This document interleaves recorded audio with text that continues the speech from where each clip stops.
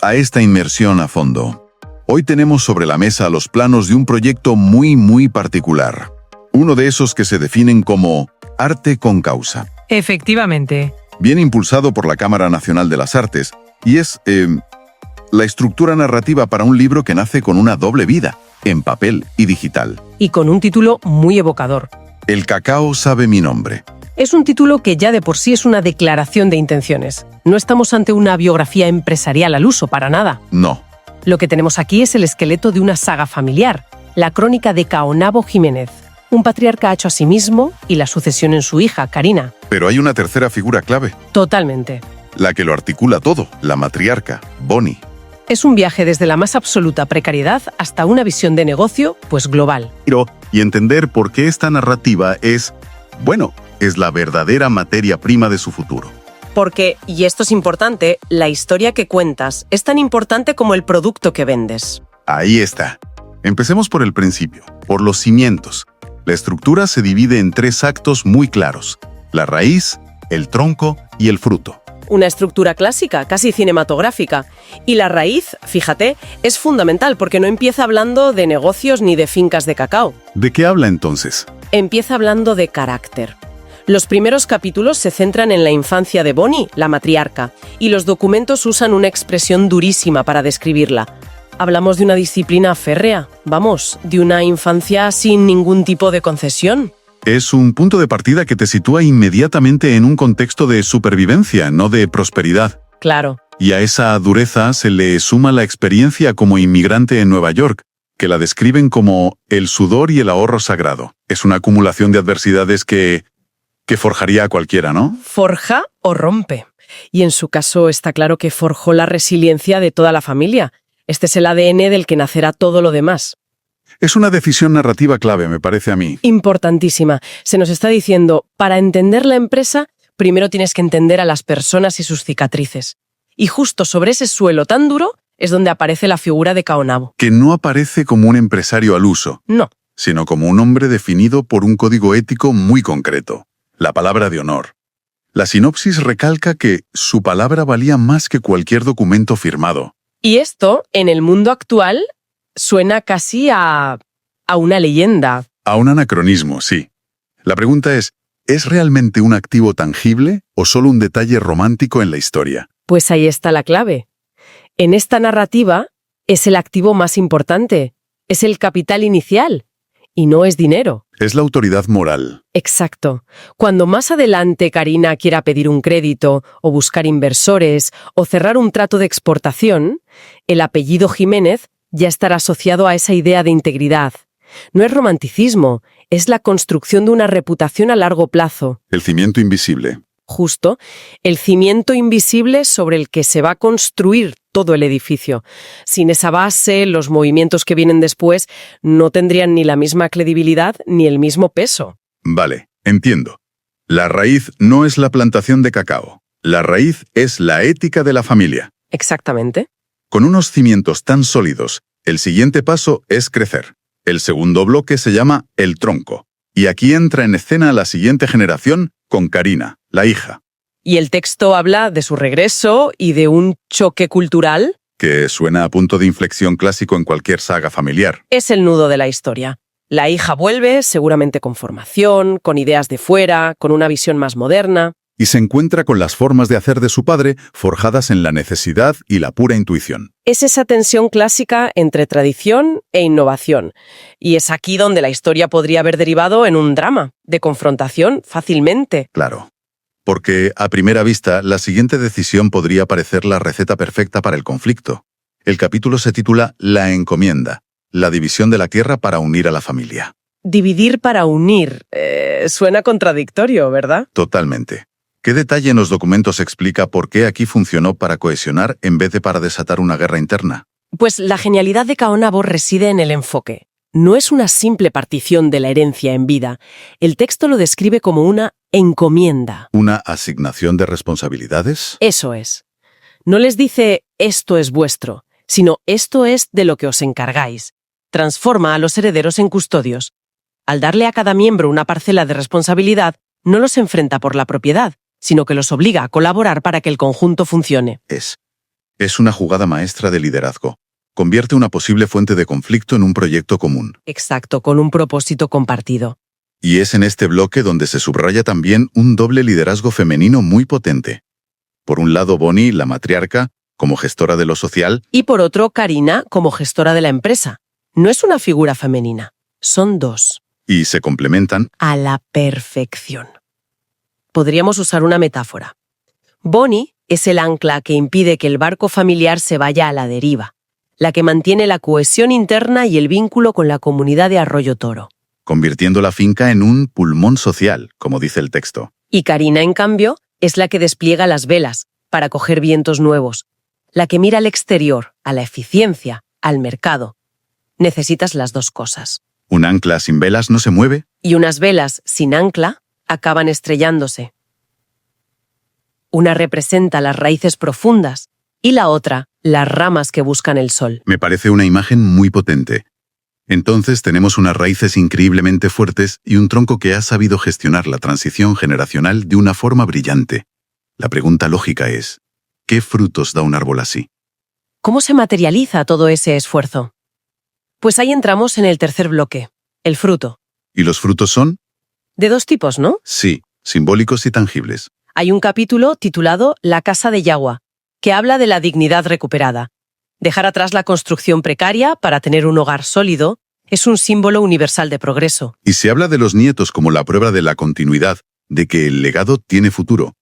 Pero el punto de inflexión técnico y empresarial llega con un capítulo muy específico: la cala agrícola, la ciencia y la nueva productividad. Aquí es donde la innovación de Karina, ese choque cultural, empieza a dar resultados visibles. Exactamente. El uso de la cala agrícola para mejorar el pH del suelo no es un mero dato técnico para agrónomos. En el contexto de esta historia es un símbolo potentísimo. ¿Por qué? Representa el momento en que la pura determinación y el trabajo duro de Carionavo se encuentran con la estrategia y el conocimiento científico de Karina. Es el puente perfecto entre las dos generaciones. Demuestra que se puede honrar la tradición. Sin tener que trabajar la tierra exactamente igual que tu padre. Es la prueba de que el legado no es repetir, sino mejorar. Y este bloque culmina con una mirada hacia adelante. El capítulo 12 apunta a el futuro, la exportación y el turismo educativo. ¿Se podría pensar que la historia termina aquí? Podría ser un final satisfactorio, ¿sí? Tendríamos una saga familiar completa y edificante. Pero los documentos que manejamos revelan que la historia no se detiene. Hay un añadido, un capítulo 13 que lo cambia todo. Aquí es donde se pone realmente interesante. Ese capítulo se titula La historia continúa. Y los textos lo describen explícitamente no como un epílogo que cierra la historia, sino como una plataforma de despegue. Un cambio de escala total. Es un giro narrativo brutal. Es el momento en que la saga familiar decide conscientemente convertirse en una marca global. Y el motor de ese cambio no es un golpe de suerte, sino la profesionalización a través de alianzas estratégicas. Se mencionan explícitamente dos organizaciones: la Cámara Nacional de las Artes, CANARTES, y los Consejos Agroalimentarios, los CAM. Que son dos acrónimos que, para quien no esté familiarizado, pueden sonar un poco abstractos. Sí. ¿Qué aportan exactamente a la familia Jiménez? ¿Por qué su implicación es un punto de inflexión tan grande? Es que son las dos piezas que les faltaban. CANARTES, la cámara, básicamente les proporciona los narradores, los creativos, la gente que sabe pulir esta historia familiar en bruto y convertirla en un relato profesional, potente. Y por otro lado, Por otro lado, los consejos agroalimentarios, los CAM, son los que tienen el conocimiento técnico y los contactos para abrir las puertas de la exportación. o sea que una alianza les da el alma de la marca. Y la otra les da la llave de los mercados. El alma y la llave. Me gusta. Y de esas alianzas nacen proyectos muy concretos que se mencionan: la ruta del cacao y un rancho escuela. Claro, esto ya no es vender sacos de cacao. Es un cambio de paradigma total. Pasan de vender un producto a vender una experiencia. La idea del turismo vivencial, con gente alojándose en la propia finca para ver todo el proceso, es brillante. Invita al mundo a ser parte de la historia. No solo a ser un consumidor final. Exacto. Ya no compras un chocolate, compras un trozo de la lucha de Bonnie, de la palabra de Caonabo y de la visión de Karina. Y esto me imagino que tiene una implicación estratégica muy clara para el objetivo de la exportación. Para entrar en mercados tan exigentes como Bélgica, que es la meca del chocolate. O volver a Estados Unidos no ya como inmigrante, sino como exportadora. Necesitas algo más que un buen producto. Necesitas una narrativa que te diferencie. Y la ruta del cacao es esa narrativa hecha tangible, visitable. Pero además necesitas hablar el idioma de esos mercados. Y ahí entra otro elemento clave que se menciona, la certificación de cacao orgánico. El texto la define como el pasaporte. Vamos a ampliar esa idea del pasaporte que me parece muy interesante. ¿Qué significa en la práctica? Compra una garantía. La garantía de que no se han usado pesticidas, de que el proceso es sostenible. De que hay una trazabilidad. En el fondo, es la manera de traducir la palabra de honor de Caonabo, un concepto basado en la confianza personal. Al lenguaje impersonal y estandarizado que entiende un comprador en Zulch. Es la fusión perfecta del alma de la historia con las exigencias del comercio del siglo XXI. O sea, que el círculo se cierra. El objetivo final, según se desprende de los documentos, es producir su propio chocolate. Controlar toda la cadena de valor. Desde la semilla que plantaron en Arroyo Toro hasta la tableta que alguien se come en cualquier parte del mundo. Exacto. Y por eso la saga se anuncia como del legado al logro. Ahí está la clave para cualquiera que quiera construir una marca con historia. El legado no es el destino final, es el combustible. No se han quedado en un mero «esta es nuestra bonita historia familiar». Para nada. La han convertido activamente en una ventaja competitiva. Ese paso de la nostalgia a la estrategia es lo que a menudo separa a las empresas familiares que sobreviven de las que trascienden. En definitiva, lo que tenemos delante con la estructura de «El cacao sabe mi nombre» es una auténtica lección de storytelling. Totalmente. Convierte una crónica familiar, íntima y llena de valores, en un caso de estudio inspirador sobre cómo construir una marca global sin vender tu alma. Y lo que es fascinante es ver cómo cada bloque se apoya en el anterior. Las innovaciones de Karina y su ambición global en la última parte son legítimas y creíbles precisamente por la base moral que construyeron Bonnie y Caonabo en la primera parte. Claro. Sin la correa y la cerda y sin la palabra de honor, la ruta del cacao podría parecer una simple estrategia de marketing.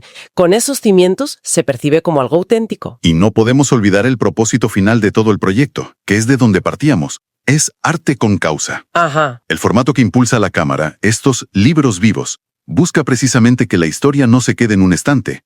La idea es que el libro sea una puerta de entrada a un universo interactivo. Audiolibros, enlaces a vídeos, diálogos en redes sociales. Busca que la historia genere conversación, que esté viva.